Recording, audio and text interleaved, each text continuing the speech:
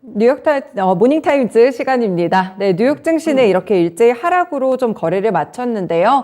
확실하게 회복의 정점이 좀 왔나 봅니다. 내림폭 자체도 꽤나 크게 좀 작용을 한 모습이고요. 이 잭슨홀 미팅에서 파월 의장의 발언을 기다리고 있는 가운데 매파적인 입장이 나올 것이라는 우려감이 시장 전반에 번지고 있는 상황입니다. 그동안 조금 너무 낙관적인 시각으로만 시장을 바라봤던 것은 아닐지 좀 우려감이 커지는데요. 이제는 조금 더 날카롭고 객관적인 시각이 필요할 것 같습니다. 토마토 투자클럽의 최원재 전문가님과 함께 분석해 보겠습니다. 전문가님 안녕하세요. 안녕하십니까. 네, 다시금 또 굉장히 큰 폭으로 하락을 했어요. 거의 2% 가까이 모든 지수들이 내려갔는데 어떤 특징들이 좀 있었을까요? 네, 잭슨홀 미팅 경계감의 하락으로 마감을 했는데요. 다우가 1.9% 하락, 나스닥이 2.5% 하락, S&P 500이 2.1% 하락했습니다. 잭슨홀 미팅 경계감의 하락을 했는데 시장 하락으로 출발을 했고, 그 다음에 10년 만기 국채 금리가 3%를 넘어가면서 기술주 쪽으로 좀 더 하락폭이 두드러졌습니다. 그리고 이제 전 종목, 전 업종목 거의 다 하락한 것으로 나타나고 있고, 그나마 좀 에너지 업종이 하락폭이 한 0.25%로 좀 0.25%로 나타나면서 하락폭이 좀 적었습니다. 역시 전체적으로 그동안에 좀 낙관적이었는데 다시 조금 긴축에 대한 금리 인상에 대한 우려가 시장을 지배하고 있는 것으로 보고 있습니다. 골드만삭스 측에서는 현재는 베어마켓 랠리다라고 얘기를 하고 있고요. 상승 여력 작고 하락 위험이 커지고 있다라고 얘기를 하고 있습니다. 현재 지금 연준에 대한 기대감으로 증시가 상승하고 있다라고 얘기를 하고 있고요. 현재 지금 주식시장 움직임은 금리 인상 사이클이 끝나는 시점의 움직임과 동일하다라고 얘기를 하고 있습니다.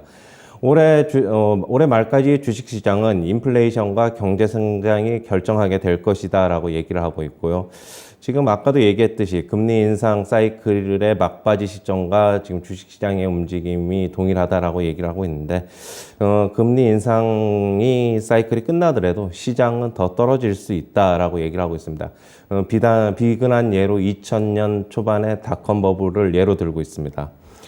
JP모건 측에서는 9월에 75bp 금리 인상 후 금리 인상을 중단하거나 인하하는 통화 정책 전환을 할 것이다 라고 얘기를 하고 있는데요. 인플레이션 지금 둔화 움직임이 있지만은 9월에는 75bp 인상을 할 것이다 라고 얘기를 하고 있고요. 이번에 75bp 인상을 하면은 향후의 통화 정책을 보다 유연하게 선택할 수 있을 것이다 라고 얘기를 하고 있습니다. 그러면서 내년 7월에는 지금 올해 7월에 CPI가 8.5%였는데 내년 7월에는 3%까지 떨어질 것으로 전망을 하고 있습니다. 앞으로는 이제 가치주보다 성장주가 좀 더 유리할 것이다 라고 얘기를 하고 있습니다. 그 다음에 울프 리서치에서는 인플레이션의 목표치인 2%로 떨어뜨리기 위해서는 기준금리를 4.5%로 인상을 해야 된다라고 얘기를 하고 있고요. 이번 잭슨홀 미팅에서 파월 의장은 매파적 발언을 예상한다라고 얘기를 하고 있습니다. 그다음에 ABN 암로증권에서는 미국의 GDP 성장률을 하향 조정했는데요. 22년에 올해 2.2%에서 1.7%로 하향 조정했고 23년 내년이죠. 1.3%에서 1%로 하향 조정했습니다. 23년 하반기에는 경기 침체를 예상하고 있고요. 소비 침체, 투자 위축이 계속될 것으로 예상을 하고 있고요. 현재 고용시장이 양호하지만 실업률은 4분기부터 차츰 상승하기 시작할 것이고 23년 말에는 5%에 도달할 것 전망이다라고 얘기를 하면서 23년 하반기에 미국이 공식적으로 경기 침체를 발표할 것이다라고 얘기를 하고 있습니다. 그리고 금리 인상 전망은 9월에 50bp, 11월에 50bp, 12월에 25bp 예상하고 있고요. 23년 하반기, 내년 말이죠. 말부터는 금리 인하를 전망을 하고 있습니다. 네, 이렇게 시장에서 좀 중요한 이슈들 이제 이렇게 기로에 서 있는 모습인데 여기서의 멘트들을 몇 가지 가져와 주셨습니다. 일단 오늘 이렇게 큰 폭의 하락의 의미를 조금 더 분석을 해주시겠어요? 아까도 얘기했듯이 잭슨홀 미팅에 대한 일단 경계감, 대기 때문에 좀 하락한 것으로 보고 있고, 그다음에 10년 만기 국채 금리가 3%를 돌파하면서 어제도 많이 상승했어요. 한 10년 만기 국채 금리를 잠시 보시면은요. 1.6% 정도 상승해가지고 이제 3%를 돌파하면서 차트도 보시면 어느 정도 단기적으로 바닥을 확인하고 지금 상승 우상향 움직임이 나타나면서 기술주 쪽에 좀 더 하락폭이 크게 나타났습니다. 네, 그렇군요. 기술주 위주로 좀 내림폭이 컸던 이유가 여기에 좀 있습니다. 뭐 이렇게 하락하는 것까지는 사실 예측을 어느 정도 많은 분들이 했을 것 같아가지고요. 골드만삭스 측에서도 하락 위험이 상당히 커진다라고 분석을 했고, 이제 중요한 부분은 6월에 저점을 깨고 내려가나요? 어떻게 보세요? 그렇지는 않을 것으로 보고 있는데 올해는 그렇지는 않을 것으로 보고 있고 네. 뭐 내년에는 한 차례 또 어떻게 보면은 저점 테스트가 나오지 않을까 그렇게는 보고 있습니다. 일단 뭐 11월 중간 선거까지는 이전 저점을 깰 위험은 그다지 없어 보입니다. 아, 네, 그렇군요. 아직까지 11월 중간 선거까지는 6월 달에 정말 공포까지는 재현되지 않을 것이다라는 말씀을 좀 주고 있으신데요. 이 JP 모건 측에서도 이제 뭐 9월 달에 FOMC에서 어떻게 될지 이런 전망들을 좀 해주면서 금리 인상이 75bp 이후에는 조금 중단되거나 인하할 것이라고 이야기를 했어요. 약간 낙관적인 전망이 아닌가 싶거든요. 뭐 금리 인하는 네. 개인적으로 봤을 때는 뭐 내년 말 정도쯤에나 시작을 할 것으로 보고 있고요. 네. 일단은 저는 이번에 75bp 인상을 하고 내년 초까지도 조금 인상을 한 다음에 결국에는 동결 움직임을 계속적으로 가져가면서 향후의 지표를 보고 그러니까 많이 올려놨으니까 CPI라든가 뭐 이런 지표가 떨어지는 것을 좀 기대를 하면서 좀 동결하지 않을까 개인적으로 그렇게 보고 있어요. 계속 조금씩 올리다가 동결 수준으로 갈 것이다. 그쵸. 인플레이션이 사실은 잡히는 게 연준의 큰 목표다 보니까 아마 그렇지 않을까 싶은데 울프 리서치 쪽 의견도 함께 체크를 해보면 뭐 인플레를 잡기 위해서는 4.5%까지 또 금리 인상을 해야 된다라고 하는데 이건 혹시 지나치게 강경한 입장이 아닌가요? 일단은 미국의 기준금 중립금리가 네. 2.5%라고 그냥 본다면은 네. 지금이 거의 뭐 어떻게 본다면 중립금리 수준인데 네. 지금 인플레가 좀 심하다 보면은 중립금리 이상으로 올려야 되겠죠. 그러면은 시장에서는 뭐 한 3% 초반 뭐 이렇게 보고 있는데 만약에 뭐 인플레가 계속적으로 심하면은 저도 뭐 계속적으로 뭐 4%, 4.5%까지는 뭐 4.5%까지는 아니더라도 뭐 네. 그 근방까지는 올려야 되지 않나 그렇게 보고 있어요. 뭐 이게 몇 10년 만에 지금 오는 굉장한 좀 인플레이션이기 때문에 네. 뭐 어느 정도 금리를 인상해서는 좀 잡히기가 쉽지 않지 않을까 그렇게는 보고 있습니다. 네, 인플레이션이 상당히 심각하다 보니까 이렇게 4.5%까지 인상해야 이 의견 자체가 말이 안 되는 의견은 또 아닌 것 같네요. 확실히 좀 조금씩 금리 올리면서 잡아 나갈 것 같습니다. 그리고 이제 경기 침체 부분도 체크를 해보면 암로증권 측에서 뭐 내년 하반기 침체를 예상했는데 전문가님 생각도 비슷하세요? 근데 내년에는 공식적으로 미국이 네. 경기 침체를 선언을 할 것 같아요. 그런데 뭐 시기는 뭐 내년 초가 될지 내년 말이 될지는 좀 봐야 될 것으로 보고 있고요. 제가 저번에 얘기한 대로 미국이 공식적으로 경기 침체를 선언을 하더라도 네. 시장에는 어느 정도 다 반영을 할 것으로 보고 있어가지고 오히려 그때 되면은 시장이 역으로 상승하지 않을까 그렇게 보고 있습니다. 그렇군요. 일단은 내년에는 경기 침체가 좀 공식화되는 게 어느 정도는 약간의 뭐 90% 이상의 확률이라고 봐도 되겠죠? 일단 뭐 골드만삭스 측에서는 경기 침체 확률을 한 30% 이상으로 좀 보고 있어요. 그렇다고 본다면은 뭐 100%까지 뭐 확정적이다 뭐 그렇게 보기는 좀 그렇고 결국에는 침체의 강도가 좀 문제인 것 같아요. 네. 완만한 스무스한 침체냐 아니면은 뭐 하드랜딩이 뭐 경착륙이냐는 조금 더 지표와 이런 거를 좀 봐야 될 것으로 보고 있습니다. 네. 그리고 지금 이제 유럽도 그렇고 중국이랑 미국까지 가뭄이 엄청 심하다고 하더라고요. 확실히 식량 생산 이쪽에 타격을 줄 것 같은데 뭐 경제나 시장에 이런 타격을 주는 부분들 어떻게 보세요?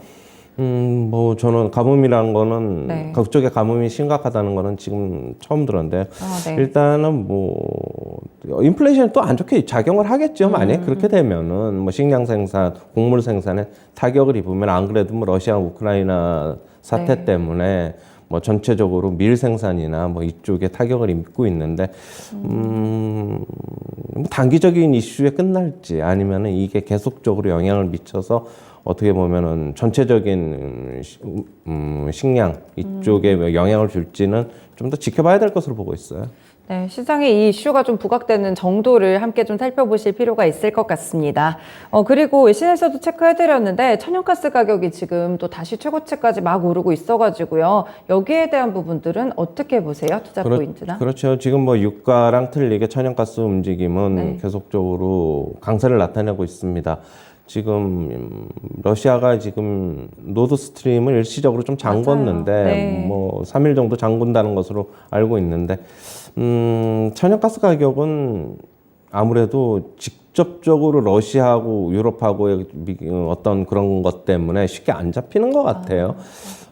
그렇게 본다면은 뭐 지금 역시 뭐 당분간은 계속적으로 그런 이슈 때문에라도 강세 움직임이 나타나지 않나 그렇게 보고 있습니다. 그러면은 이 관련 종목들에 대한 투자는 어떻게 할까요? 단기적으로라도 잡아볼까요? 어제 같은 경우에 제가 장 초반에만 잠깐 뭐 GSE라든가 움직임을 좀 봤는데 네. 어제 음봉으로 끝났네요. 그런데 뭐 음봉으로 끝났다고 해서 뭐 지금 5일선이 붕괴가 된 것도 아니고 네. 아직 추세는 좀 남아 있다라고 보고 있어가지고 오늘 같은 경우에도 뭐 천연가스 움직임으로 인해서 강한 상승이 나타나면서 어제의 고점을 돌파하면은 당분간은 좀 더 상승한다고 봐야 되겠죠. 아, 그렇군요. 천연가스 관련 종목들 포트폴리오에 있으신 분들도 있으실 텐데 이 부분 투자 포인트로 참고해 보시면 좋을 것 같습니다. 그리고 달러 강세를 체크를 안 할 수가 없네요. 뭐 일단 유로 대비해서 봤을 때 페리티도 무너졌고 어제 환율 시장이 1340원 이제 돌파가 돼가지고 좀 어떻게 봐야 될까요? 어제 굉장히 14원인가 어제 상승한 걸로 알고 있는데 네. 차트 보시면은 뭐 1300 전고점인 1326원은 이제 뭐 훨씬 아래입니다. 뭐 가볍게 돌파하면서 뭐 네. 제가 뭐 한 달 전인가 한 달 반 전에 뭐 4분기 초까지는 환율 시장 계속적으로 불안할 것이고 1,400원까지 갈 것이다라고 얘기를 했는데 요즘 어제자죠. 어제자에 뭐 좀 경제지 신문을 좀 보니까 네. 1,400원까지 상승을 예상을 하고 있더라고요. 역시 뭐 조금 더 움직임은 지켜봐야 되는데 계속적으로 상승할 것이다라고 보고 있고 네. 움직임이 불안한 거는 뭐 4분기 초까지는 계속적으로 제가 저번에 얘기했던 대로 그때까지는 어느 정도 염두에 둬야 되지 않느냐. 만약에 근데 이게 1,400원 넘어가서 뭐 1,450원까지 뭐 오버슈팅 나올 가능성은 네. 그렇게 크지 않을 것으로 좀 보고 있습니다. 그렇군요. 일단 1,400원까지는 좀 충분히 오를 수 있다 이런 여지를 주십니다. 그럼에도 불구하고 외국인 수급이 조금 제한적으로 이탈을 했거든요. 매수가 들어와가지고요. 네. 이런 부분들은 어떤 투자 전략인가요? 어제도 한 1,000억 정도 코스피 시장에서도 하고 코스닥 시장에서도 뭐 소폭의 순매수를 했어요. 네. 우려와 다르게는 뭐 크게 뭐 영향을 미치지 않는 모습인데 어제도 이제 오전에 동시효과 방송에서 말씀드렸는데 그렇게 크게 영향을 미치지 않을 것이다. 1,400원 가까이 강하게 강한 움직임이 나오기 전까지는 기존에 자기네들도 네. 사놓은 게 있기 때문에 뭐 지금 바로 털고 나온다기보다는 일단은 미국 시장도 뭐 전저점 깨고 내려올 확률이 그다지 없다고 보면은 네. 어느 정도는 그냥 완만하게 뭐 조금 소폭 사고 소폭 팔고 뭐 그런 거 움직임은 있을 수 있는데 뭐 큰 네. 폭의 매도는 당분간 없지 않을 것이 없을 것이다 이렇게 보고 있습니다. 그래도 외국인의 수급에 대해서는 조금 그나마 긍정적인 전망들 함께 제시해 주셨습니다. 네, 오늘 국내 시장 움직임 좀 어떨까요? 뭐 시초가는 당연히 뭐 안 좋게 출발을 네. 하겠죠. 뭐 워낙 어제 뭐 30포인트 빠지고 코스피 시장에서 뭐 일정 부분 선 반영하는 것도 있기 때문에 시초가 이후의 움직임은 좀 보고 좀 대응을 하셔야 될 것으로 보고 있고요. 뭐 급락을 이용해서 저점 매수에 나서는 측도 좀 있을 것으로 보고 있습니다. 네. 미국 시장보다는 하락폭이 좀 적지 않을까 그렇게 보고 있고 뭐 분위기만 조금 괜찮아지면은 외국인이 선물 시장에서 매수만 좀 강하게 나오면은 네. 오히려 좀 돌려놓는 움직임도 좀 나오지 않을까 그렇게 보고 있어요. 네, 오늘 선물 시장에서의 외국인 움직임 함께 주목해 보시면 좋을 것 같아요. 네, 오늘 말씀 여기까지 듣겠습니다. 고맙습니다. 네, 감사합니다. 네, 다시 한번 6월의 공포가 재현되지는 않을까 우려하시는 투자자분들 많으실 것 같은데요. 일단은 조금 불안한 시장입니다. 한번 많이 회복을 했었는데 다시 내려가고 있고 세부적으로는 좀 금리 인상에 대한 우려감이 올라오고 있거든요. 이럴 때일수록 여유 조금 더 가지시고 긴 호흡으로 시장에 접근하시는 방법이 필요할 것 같습니다. 지금까지 모닝타임즈 시간이었습니다.